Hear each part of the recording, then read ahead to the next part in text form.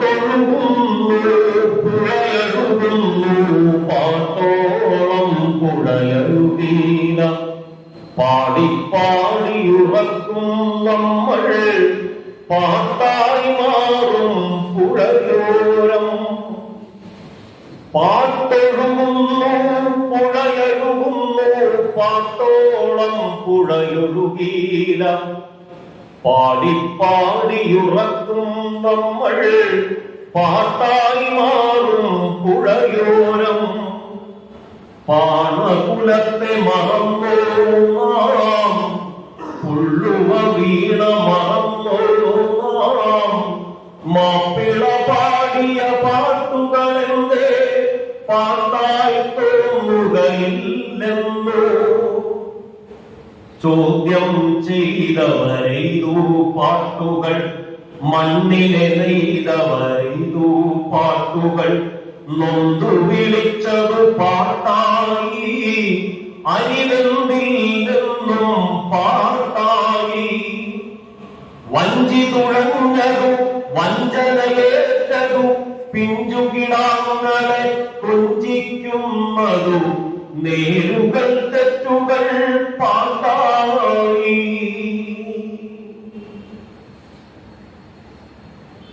ഞാൻ ഈ മൈക്കൊന്ന് ടെസ്റ്റ് ചെയ്തതാണ്.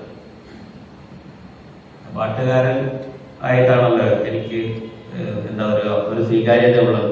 മുഖ്യ പ്രഭാഷണം വാസ്തവത്തിൽ നടന്നു കഴിഞ്ഞു. ഇനിയിപ്പോ അതിന് വലിയ പ്രസക്തിയില്ല. അപ്പൊ പാട്ടുണ്ടാവുന്ന വഴികളെ കുറിച്ച് ഏതാണ്ട് ഒരു 8 വർഷം മുമ്പ് ഞാൻ എഴുതിയ ഒരു ചെറിയ കവിതയാണ്. കവിത എന്നൊക്കെ പറയാൻ പറ്റുമെന്നറിയില്ല. പാട്ട് വരുന്ന വഴികൾ എങ്ങനെയൊക്കെയാണ് മലയാളത്തിൽ പാട്ടുണ്ടായിട്ടുള്ളത്. ഇത് കുറച്ചും കൂടെ ഉണ്ട്. ഞാനത് നിർത്തിയതാണ്.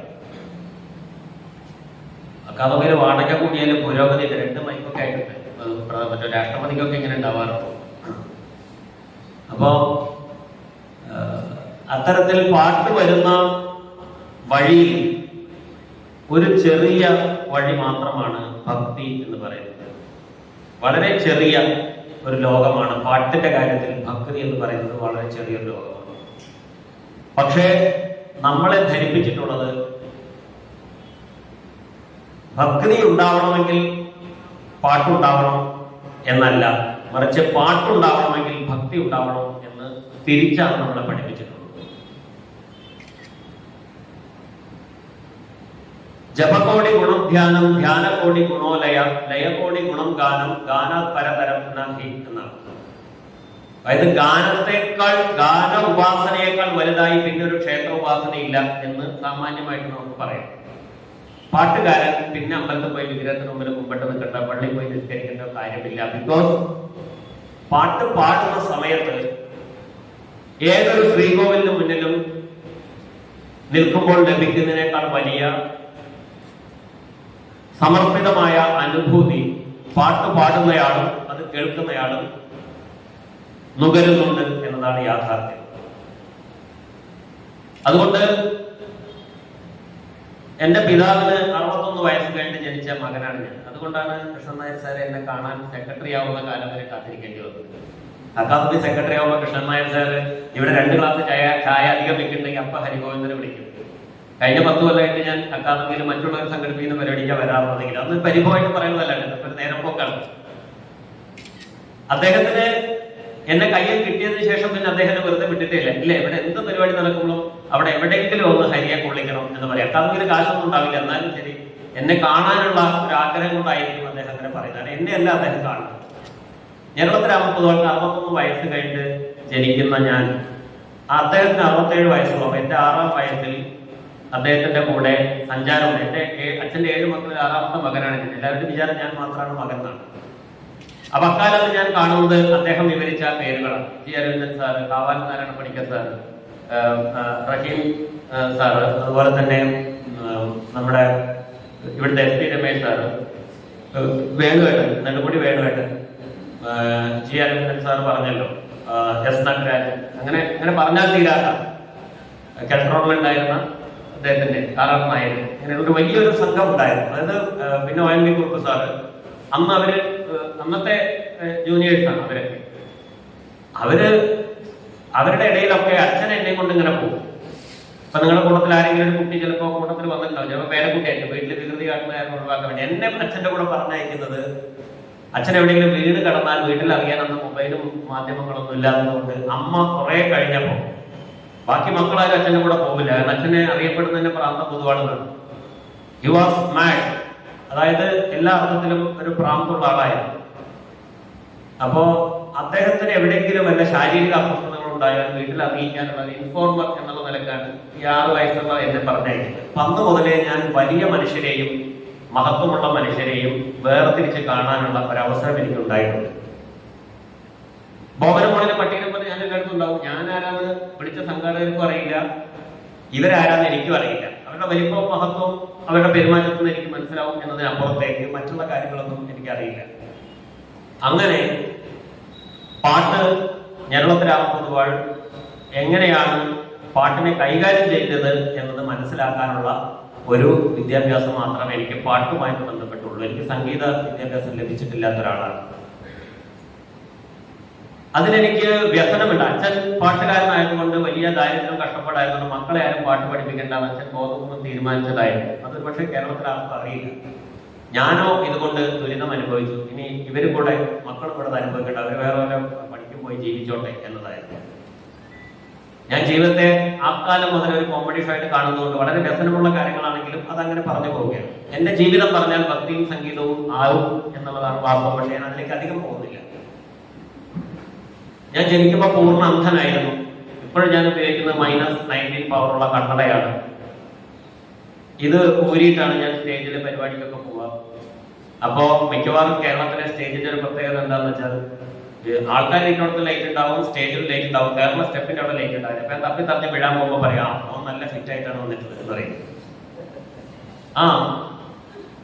അതായത് ഞാൻ പാടുന്ന സമയത്ത്, അച്ഛൻ പാടുന്ന സമയത്ത് സാറ് കണ്ടിട്ടുണ്ടാവല്ലോ, അതായത് അർത്ഥമേനിത നേത്രനായി ശോഭാന സന്നിധിയിൽ മിശ്രഖണ്ഡം ത്രിപുട നടകൾക്കുള്ളൊരഴകെല്ലാം പാട്ടിലേക്ക് പകർന്നു തന്നുടെ പാണി കൊട്ടുമ്പോൾ വൃദ്ധഗായകൻ ഈ പ്രപഞ്ചം വിസ്മരിക്കുന്നു.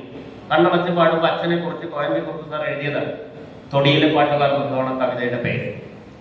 അങ്ങനെ പ്രപഞ്ചം വിസ്മരിച്ച് പാടുന്നവരെല്ലാം കണ്ണുപിടിച്ചിട്ടും കഞ്ചാവടിച്ചിട്ടും മാത്രം പാടുന്ന ആൾക്കാരല്ല. ഞാൻ പാടുമ്പോഴും എന്തായാലും കണ്ട ബോധമില്ലാണ്ട് പാടും. ഞാൻ ജന്മന ബോധമില്ലാത്തവനായതുകൊണ്ട് കണ്ണുപിടി തന്നെ തുടങ്ങിയിട്ടില്ല.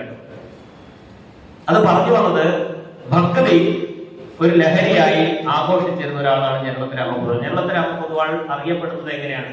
കേരളത്തിലെ അറിയപ്പെടുന്ന അവധൂതന്മാരുടെ പട്ടികയിലാണ്. അതായത് നൊമാഡ്സ് അല്ലെങ്കിൽ ബൊഹീമിയൻസ് എന്ന് പറയാവുന്ന പട്ടികയിലാണ് ഞരളത്ത് രാമപൊതുവാൾ ആഘോഷിക്കപ്പെട്ടത്. അദ്ദേഹത്തിന്റെ പാട്ട് കേട്ടവരൊക്കെ വളരെയധികം അദ്ദേഹത്തിന്റെ പാട്ടിന്റെ മഹത്വത്തെ കുറിച്ച് പറയുന്നത് ആരും കേട്ടിട്ടുണ്ടാവില്ല. അദ്ദേഹത്തിന്റെ ജീവിതത്തിന്റെ ശൈലിയെ കുറിച്ചാണ് എല്ലാവരും കേട്ടിട്ടുള്ളത്. Because he was a bohemian, പക്ക ബൊഹീമിയൻ ആയിരുന്നു. അനാർക്കി എന്നും പറഞ്ഞുകൂടാ. അനാർക്കി എന്ന് പറഞ്ഞെങ്കിൽ കുറച്ചും കൂടെ എന്താ പറയാ, ധിക്കാരിയാവും. ധിക്കാരമില്ലാത്ത ഒരു ബൊഹീമിയൻസ്, ഒരവധൂത ഭാവം. അങ്ങനെ സ്കൂൾ ഓഫ് ഡ്രാമയിൽ മാഷ് പറഞ്ഞതുപോലെ സ്കൂൾ ഓഫ് ഡ്രാമയിൽ അച്ഛൻ അധ്യാപകനായിരുന്ന കാലത്ത് അവിടെ പഠിച്ചിരുന്ന രഞ്ജിത്താണ് ദേവാസുരത്തിലെ പെരിങ്ങോട് കഥാപാത്രത്തെ ഉണ്ടാക്കുന്നതൊക്കെ അച്ഛനെ ഇമിറ്റേറ്റ് ചെയ്തിട്ടാണ്. അപ്പൊ ഭക്തി തന്നെ ലഹരിയായി തീരുന്ന ഒരാളായിരുന്നതുകൊണ്ട് അദ്ദേഹം സ്വയമേവ ഒരു നാദ ശരീരനായി ജീവിച്ചിരുന്ന ആളായിരുന്നു. സ്വയമേവ ഒരു നാദ ശരീരനായി ജീവിക്കുക എന്ന് പറഞ്ഞാൽ സംസാരിക്കുമ്പോഴും പാടുമ്പോഴും ചിരിക്കുമ്പോഴും വ്യസനം പങ്കുവയ്ക്കുമ്പോഴും ഒക്കെ അദ്ദേഹം സംഗീതം കൊണ്ടാണ് പങ്കുവയ്ക്കുക.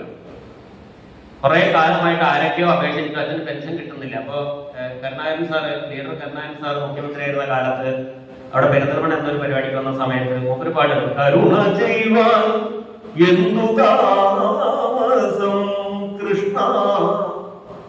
അപ്പൊ മൂപ്പര് അടുത്തിരിക്കുന്ന പാട്ട് വർത്താനം പറഞ്ഞോണ്ടിരിക്കുക. അപ്പൊ മൂപ്പര് കേട്ടില്ല മനസ്സിലായപ്പോ മൂപ്പര് വീണ്ടും കരുണ ചെയ്യുവാൻ എന്നോ താമസം കൃഷ്ണ. അപ്പൊ മൂപ്പരൊന്ന് ശ്രദ്ധിച്ചാൽ അതുവരെ അടുത്തിരിക്കുന്ന ആള് വേറെ ഈ രാഷ്ട്രീയക്കാർ വന്നാൽ ഈ സോപ്പിടാൻ വേണ്ടി അടുത്തിരിക്കുന്ന ആള് ആര് പ്രസംഗിച്ചാലും വർത്താനം പറഞ്ഞോണ്ടിരിക്കുമല്ലോ, അടുത്ത എന്തെങ്കിലും ഒരു സ്ഥാനം ഉറപ്പിക്കാനൊക്കെ വേണ്ടി. എന്ന മാതിരി മൂപ്പര് വർത്താനം പറയുകയാണെങ്കിൽ വീണ്ടും അടുത്തത് ഇങ്ങനെയാണ് കരുണ ചെയ്യുവാൻ എന്നിട്ട് സൈലൻസ് ആണ്. കേട്ടില്ലടോ കരുണാകരൻ അയാളന്മാരാണ് അച്ഛൻ പൊതുവാണ്. അപ്പൊ മൂപ്പർക്ക് ഇതിന്റെ സ്വാതന്ത്ര്യം ഉണ്ട്. അപ്പൊ കരുണാകരൻ എന്ന് പറഞ്ഞ അദ്ദേഹത്തിന് മനസ്സിലായി, ലീഡർക്ക് മനസ്സിലായി കേരളത്ത് എന്തോ ഒരു പരിഭവമാണ് പറയുന്നത്. ഇങ്ങനെയാണ് അദ്ദേഹം പാടിയും പറഞ്ഞുകൊണ്ടിരുന്നത്. അപ്പൊ അത് സാധാരണക്കാർക്ക് മനസ്സിലാവുമായിരുന്നില്ല. അത്തരത്തിൽ ഭക്തി ഒരു ലഹരിയായി തീരുന്നത് കൊണ്ട് എക്സ്റ്റേണൽ സ്പിരിറ്റുകളുടെ ഒന്നും ആവശ്യമില്ല. നമ്മൾ ആഘോഷിച്ച എല്ലാ എന്താ പറയാ ബൊഹീമിയൻസിനെ അല്ലെങ്കിൽ അനാർക്കികളായിട്ടുള്ള മലയാളത്തിൽ ആഘോഷിച്ചവരെല്ലാം തന്നെ എക്സ്റ്റേണൽ സ്പിരിറ്റ് കൊണ്ട് കുറച്ച് ലഹരിയായിട്ട് നടന്നിരുന്ന ആളുകളാണ് നമുക്കറിയാം. പക്ഷെ ഇന്റേണൽ സ്പിരിറ്റ് കൊണ്ട്, ഭക്തി എന്ന് പറയുന്ന ഇന്റേണൽ സ്പിരിറ്റ് കൊണ്ട് ലഹരിയാണ് ജീവിക്കുവാനുള്ള ഒരു ഭാഗ്യം, ഒരു പരിശീലനം മാത്രമാണ് എനിക്ക് അദ്ദേഹത്തിൽ നിന്ന് പകർന്നു കിട്ടിയിട്ടുള്ളത്.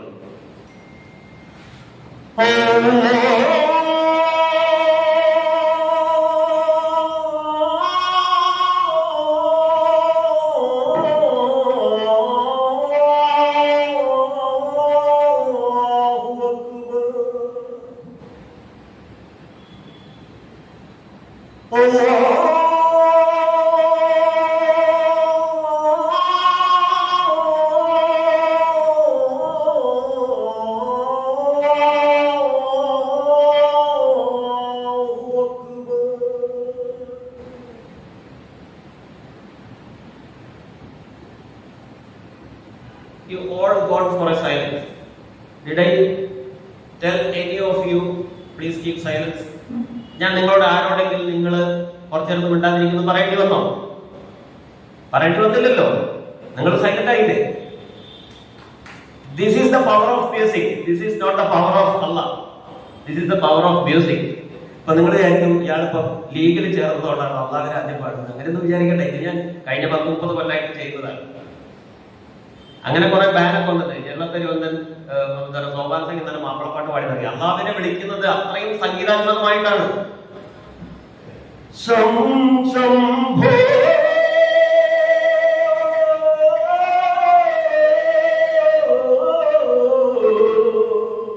ചന്ദ്രമൗലേ ശംഭോ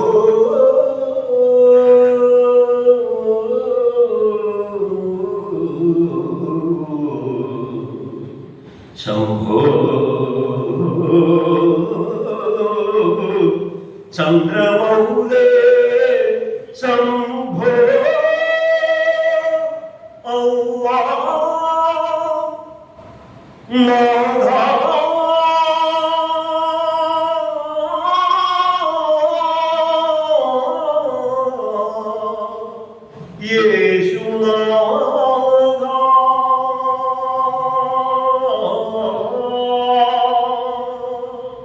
അല്ലാഹ് നാഥ ഇത് ഞാൻ മതേതരനാണെന്ന് കാണിക്കാൻ വേണ്ടി പാടിയതല്ല. Did you get me? ഞാൻ എന്താണ് ഉദ്ദേശിച്ചത് മനസ്സിലായോ? ഇതിനകത്ത് നിങ്ങൾ ആസ്വദിച്ചതിനകത്ത് പറയുന്ന ശംഭുവിനെയുമല്ല, അള്ളാഹുവിനെയുമല്ല, യേശുവിനെയുമല്ല. ഇതിനകത്ത് നമ്മൾ ആസ്വദിച്ചെന്താണ്? The music behind it. അതിനകത്ത് അന്തർലീനമായിരിക്കുന്ന സംഗീതം മാത്രമാണ് നമ്മൾ ആസ്വദിച്ചത്. ഇങ്ങനെ വെച്ച് ചില പള്ളികളുടെ ഭാഗം അള്ളാഹിനെ ചീത്തറന്മാരി കേൾക്കും. അത് നമ്മൾ ആസ്വദിക്കാറില്ല. സൗദി അറേബ്യയിലൊക്കെ പോയിട്ട് ബാങ്ക് കേട്ടാൽ നമ്മൾ ഏത് മതത്തിൽ ജനിച്ചിട്ടുള്ള ആളാണെങ്കിലും നമ്മൾ അറിയാതെ സൈലന്റ് ആവും. This is the power of music, not the power of musician or not the power of the person who mentioned in the voice. അത് സംഗീതവും ഭക്തിയുമായി ബന്ധപ്പെട്ട് റിവേഴ്സിൽ ചിന്തിക്കുവാൻ മലയാളിയെ പ്രേരിപ്പിക്കാൻ വേണ്ടിയിട്ടാണ് ഞാൻ ഇത് നിങ്ങളെ കേൾപ്പിച്ചത്. എല്ലാവരുടെയും വിചാരം ക്ഷേത്രമുണ്ടായിട്ടുള്ള കലയുണ്ടാവുക എന്നൊരു വിചാരം നമുക്ക് എല്ലാവർക്കും ഉണ്ട്. നേരെ മറിച്ച് കലാകാരൻ ഉണ്ടായാലേ ക്ഷേത്രം ഉണ്ടാവുള്ളൂ, അല്ലെ? ശില്പം വിഗ്രഹം കൊത്തണമെങ്കിൽ തന്നെ കലാകാരൻ വേണം. ഇതുണ്ടെങ്കിലല്ലേ ക്ഷേത്രം ഉണ്ടാക്കാൻ പറ്റുള്ളൂ. പിന്നെ ആ പറയുന്ന ഘടനകളെല്ലാം ഉണ്ടാക്കാൻ കലാകാരൻ വേണം. ഇത് പണ്ടൊരു കോടതിയായിരുന്നു. ഞാൻ സാറിനോട് ചോദിച്ചപ്പോ ഇത് പണ്ടൊരു കോടതിയായിരുന്നു. ഈ കോടതിയെ ഭാവനാശാലിയായ ഒരാൾ എന്ത് ചെയ്യുന്നു? ഒരു സാഹിത്യ എന്താ പറയാ അക്കാദമിയാക്കി മാറ്റുന്നതിനുള്ള ഒരു കലാപ്രവർത്തനം നടത്തുകയാണ്. അതിൽ ഇടപെട്ട് ഈ മൈക്ക് കൊണ്ട് പോയിട്ട് നിങ്ങൾക്ക് നാളെ വേണമെങ്കിൽ മോദിനെ ചീത്ത വിളിക്കാം, പിണറായി വിജയനെ ചീത്ത വിളിക്കാം, വി ഡി സതീശനെ ചീത്ത വിളിക്കാം. അതോടൊപ്പം തന്നെ ഭാഗവത സപ്താഹത്തിന് ഈ മൈക്ക് പോകും. കാരണം എന്താ? അത് നമ്മൾ ഈ പറഞ്ഞ ഏതെങ്കിലും ഒരു പ്രത്യേക കാര്യത്തിൽ ഉണ്ടാക്കിയതല്ല. അതുപോലെ തന്നെ സംഗീതം എന്ന് പറയുന്നത് ഭക്തിയുമായി ബന്ധപ്പെടുമ്പോൾ ഭക്തി ഉണ്ടായിട്ട് സംഗീതം ഉണ്ടാവുകയല്ല ചെയ്യുന്നത്. സംഗീതം ഇറ്റ്സെൽഫ് ഈസ് ഡിവോട്ടഡ് അല്ലെങ്കിൽ ഡിവൈൻ എന്ന് പറയും. ഡിവോട്ടഡ് ആയിരിക്കുന്ന ഒരു മാനസിക തലത്തെയാണ് നമ്മൾ ഡിവൈൻ. എന്തുകൊണ്ടാണ് ഞാൻ ബാങ്ക് വിളിക്കുമ്പോൾ നിങ്ങൾ ആരും തന്നെ ജീവിതത്തിൽ 5 നേരം നിസ്കരിക്കുന്ന ആളുകൾ ഇതിനകത്ത് വളരെ കുറച്ചുണ്ടാവുള്ളൂ. പക്ഷേ ഞാൻ ബാങ്ക് വിളിക്കുന്ന അല്ലെങ്കിൽ അള്ളാഹ് എന്ന് വിളിക്കുന്ന സമയത്ത് നിങ്ങൾ എന്തുകൊണ്ടാണ് സൈലന്റ് ആയതെന്ന് മനസ്സിലായത്? എന്തുകൊണ്ടാണ് നിങ്ങൾ ചിന്തിച്ചോ? ആ അല്പസമയത്തേക്ക് ഞാൻ എൻ്റെ ഈ പരിസരത്ത് നിങ്ങൾ വലിച്ചു കയറ്റുന്ന അതേ പ്രാണവായു വലിച്ചു കയറ്റി ഞാൻ അതിനെ നാദമാക്കി സമ്പൂർണ്ണമായി അങ്ങ് സമർപ്പിക്കുക. എന്റെ നാദത്തെ മുഴുവൻ സമർപ്പിക്കുക. എന്റെ പ്രാണനെ മുഴുവൻ ഞാൻ നാദമായി സമർപ്പിക്കുകയാണ്.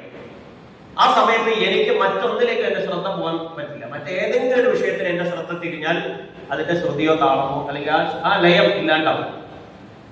അതായത് ശ്രദ്ധയാണ് ഏറ്റവും വലിയ ഈശ്വരൻ. ശ്രദ്ധയാണ് ഏറ്റവും വലിയ ഈശ്വരൻ. അപ്പൊ ഞാൻ അതിനകത്ത് പെട്ടെന്ന് ഏതെങ്കിലും നിലയ്ക്കുള്ള ശ്രദ്ധാമാറ്റം സംഭവിച്ചാൽ നിങ്ങൾക്ക് അത് പെട്ടെന്ന് മനസ്സിലാവും. അതായത് ഒരു പാട്ടുകാരനോ പാട്ടുകാരിക്കോ ശ്രുതിയോ താളമോ പഴച്ചാൽ സംഗീതവുമായിട്ട് ഒരു ബന്ധവും ഇല്ലെങ്കിൽ ഏത് പൊട്ടനും മനസ്സിലാവും. പക്ഷെ അമ്പലത്തിൽ പോയി ആർക്കാ ദക്ഷിണ കൊടുക്കുക? അമ്പലത്തിന്റെ അകത്ത് കയറി പൂജാരി പൂജ ചെയ്യുന്ന സമയത്ത് നിങ്ങൾ പുഷ്പാഞ്ജലി കഴിക്കാൻ കൊണ്ടുവരുന്ന ഓരോരുട്ടാടി എന്നൊക്കെ എഴുതി കൊടുത്ത പുരാണത്തിന് ചീട്ടാക്കി വഴിപാട് കഴിക്കുന്ന അക്ഷരാഭ്യാസമില്ലാത്ത ഒരു പൂജാരി മന്ത്രം ജപിച്ചത് ശരിയായോ ഇല്ലെന്ന് നമുക്ക് പരീക്ഷിക്കാൻ യാതൊരു നമ്മുടെ പൂജ കറക്റ്റായിട്ട് ചെയ്തോ എന്ന് ടെസ്റ്റ് ചെയ്യാൻ നമുക്ക് ദർ ഈസ് നോ മീൻസ്. അപ്പോ ദക്ഷിണ കൊടുക്കുന്നത് നമ്പൂരിക്കാം, പാട്ടുകാരന് കൊടുക്കില്ല. അങ്ങനെ കഷ്ടപ്പെട്ട് കേരളത്തിലാകുമ്പോൾ അമ്പലത്തിൽ പുറത്തിറങ്ങിയതാണ്. അവഗണന, അവഹേളനം, പരിഗണനയില്ലായ്മ, മനുഷ്യനായിട്ട് പോലും പരിഗണിക്കാത്ത രീതിയിൽ അദ്ദേഹം അനുഭവങ്ങൾ വന്നപ്പോൾ എന്നാൽ പിന്നെ പാട്ട് എന്റേതാണല്ലോ, അമ്പലമല്ലേ അവിടെയുള്ളൂ. അപ്പോ അമ്പലം അവിടെ നിൽക്കട്ടെ, ഞാൻ പാടുന്നിടത്ത് ഭഗവാനെ അനുഭവിപ്പിക്കുവാൻ I am able to make you feel the divinity through my music എന്ന അദ്ദേഹത്തിന് കൃത്യമായ ബോധ്യമുണ്ടായിരുന്നുകൊണ്ട് അദ്ദേഹം ചെയ്തു. ക്ഷേത്ര നടവിട്ട് കാട്ടിലും വീട്ടിലും റോഡിലൊക്കെ പാടാൻ തയ്യാറായി. അക്കാലത്ത് ഇതിന്റെ മൂല്യത്തെ കുറിച്ചല്ലാതെ ഇതിന്റെ ആചാര അംശത്തെ കുറിച്ച് മാത്രം വലിയ രീതിയിൽ ആശങ്കപ്പെട്ടിരുന്ന മനുഷ്യർ അദ്ദേഹത്തെ വല്ലാതെ വിമർശിച്ചിട്ടുണ്ട്. അദ്ദേഹത്തിന്റെ സമകാലികരായ മാരാന്മാരും പൊതുവാൾമാരൊക്കെ ഇത്രയും പരിശുദ്ധമായ ദേവസംഗീത റോട്ടിൽ കൊണ്ടേ പാടുന്നു. എനിക്കിപ്പോഴും കോൺഫിഡൻസ് ഉണ്ട്. ഈ തൃശ്ശൂര് ചന്തയില് മീൻ വിൽക്കുന്ന ചന്തയിൽ ഞാൻ ഇടയ്ക്കൊട്ടി പാടിയാലും I can make you feel the presence of God. It is my guarantee. അതൊരു അഹങ്കാരമായിട്ടല്ല, അത് സംഗീതത്തിൽ എനിക്കുള്ള വിശ്വാസമാണ്. അതെന്താണ് അതിന്റെ കാരണം? ഞാൻ ആ അള്ളാഹ് വിളിച്ച സമയത്ത് നിങ്ങൾ സൈലന്റ് ആയതിന്റെ കാരണം ഞാൻ എന്റെ പ്രാണൻ പൂർണ്ണമായും നാദമാക്കി സമർപ്പിക്കുമ്പോൾ എന്റെ മനസ്സിൽ എല്ലാ തരത്തിലും അകളങ്കിതമായ നിർമ്മലമായ ഒരു തലം എന്റെ മനസ്സിൽ രൂപപ്പെടും. അത് രൂപപ്പെട്ടാൽ അതിന്റെ വൈബ്രേഷൻ നിങ്ങളിലും ഉണ്ടാകും എന്നത് ഒരു സയൻസ് ആണ്. അതൊരു അത്ഭുതമല്ല, ഇറ്റ്സ് നോട്ട് എ മാജിക്. എന്താണ് കാരണം? നിങ്ങളും ഞാനും ഒരേ പരിസരത്ത് നിന്ന് വലിച്ചു കയറ്റുന്ന ഓക്സിജൻ ആണ്. അപ്പൊ നമ്മളുടെ രണ്ടുപേരുടെയും പ്രാണൻ അല്ലെങ്കിൽ ആത്മതലങ്ങൾ നമ്മൾ അറിയാതെ ഒന്നായി തീരുകയാണ്. അപ്പൊ നിങ്ങൾ എന്താവുന്നു? അതേപോലെ ഒരു പരിശുദ്ധിയിലേക്ക് ട്രാൻസ് ഉണ്ടാവുകയാണ്. It's called trance. അപ്പൊ നിങ്ങളുടെ ഹൃദയത്തിൽ അത്തരം ഒരു നാദം കേൾക്കുമ്പോഴും നിങ്ങളുടെ കൂട്ടത്തിൽ ഏതെങ്കിലും ഒരാള് നാളെ മറ്റൊരു പാര വയ്ക്കണം, അല്ലെങ്കിൽ നാരായണേട്ടന്റെ മകന് നാളെ ഒരു പണി കൊടുക്കണം എന്നുള്ള ചിന്തയായിട്ട് നിങ്ങളുടെ കൂട്ടത്തിൽ ആരെങ്കിലും ഇരിക്കുന്നുണ്ടെങ്കിൽ നിങ്ങളുടെ മനസ്സപ്പോ മലീമസമാണ്. മറ്റേതെങ്കിലും വിഷയത്തിൽ നിങ്ങൾ അസ്വസ്ഥനാണെങ്കിൽ നിങ്ങൾ പൊല്യൂട്ടഡ് ആണ്. നേരെ മറിച്ച് ഈ ശബ്ദം കേൾക്കുന്ന സമയത്ത് ആ പൊല്യൂഷൻ മുഴുവൻ അല്പസമയത്തേക്ക് സെക്കൻഡുകളോ മിനിറ്റുകളോ മാറി നിൽക്കുന്ന അവസ്ഥ ഉണ്ടാവും. മനോതലം നിർമ്മലവും അകളങ്കീനവുമായ ഒരു തലത്തിലേക്ക് മാറ്റപ്പെടുകയാണ് ഈ ശബ്ദം കേൾക്കുമ്പോൾ ഉണ്ടാകുന്നത്. അപ്പൊ ഈ ശബ്ദം നിങ്ങളിൽ എന്താണ് ഉണ്ടാക്കുന്നത്? നിങ്ങളിൽ ഭക്തി ഉണ്ടാക്കുന്നു. എന്താണ് ഭക്തി? ഭക്തിക്ക് സോക്കാൾഡ് ഡെഫിനേഷൻസ് ഒന്നും ഞാൻ പറയുന്നില്ല, അത് ഇവിടെ ഇരിക്കുന്ന മഹാരഥന്മാർക്കെല്ലാം അറിയാം. പക്ഷെ നിങ്ങളുടെ ഹൃദയതലത്തിൽ അകളങ്കിതമായ ഒരു മനോതലം രൂപപ്പെടുവാൻ ഞാൻ ഉണ്ടാക്കുന്ന ഈ ശബ്ദം കാരണമാകുന്നു. എന്നാൽ ആ അകളങ്കിത ഭാവത്തിന്റെ പേരാണ് എന്താണ്? ഡിവൈനിറ്റി അഥവാ ദൈവികത. ദൈവികത സൃഷ്ടിക്കപ്പെടുന്ന പ്രേരക ശക്തിയാണ് ഭക്തി. ഈ ഡിവൈനിറ്റിയുടെ പേരാണ്, ഡിവൈനിറ്റി എന്ന് ഇംഗ്ലീഷിൽ പറയുന്ന വാക്ക് ഡിവൈൻ, ദൈവികം. രണ്ട് വാക്കും തമ്മിൽ എന്തെങ്കിലും ബന്ധമുണ്ടോ എന്ന് എനിക്കറിയില്ല. ഇതിനാണ് കല ദൈവികമാണെന്ന് എല്ലാവരും പറയുന്നത് ഈ ഒറ്റ അർത്ഥത്തിലാണ്. ഒരു പുസ്തകം വായിച്ചുകൊണ്ടിരിക്കുമ്പോൾ നമുക്ക് എല്ലാം മറന്നുകൊണ്ട് നാം മറ്റൊരു തലത്തിലേക്ക്, നമ്മുടെ ഹൃദയം നിർമ്മലമായ മറ്റൊരു തലത്തിലേക്ക് സഞ്ചരിക്കുന്നുണ്ടെങ്കിൽ ആ പുസ്തകത്തിന്റെ രചന നടത്തിയ ആൾ ഒരു ക്ഷേത്രത്തിലെ പ്രതിഷ്ഠ നടത്തിയ തന്ത്രിയേക്കാൾ കേവലമായ ഒരു പ്രവൃത്തിയാണ് ആ സൃഷ്ടിയിൽ നിർവഹിച്ചിട്ടുള്ളത് എന്നാണ് അതിനർത്ഥം. സോപാന സംഗീതം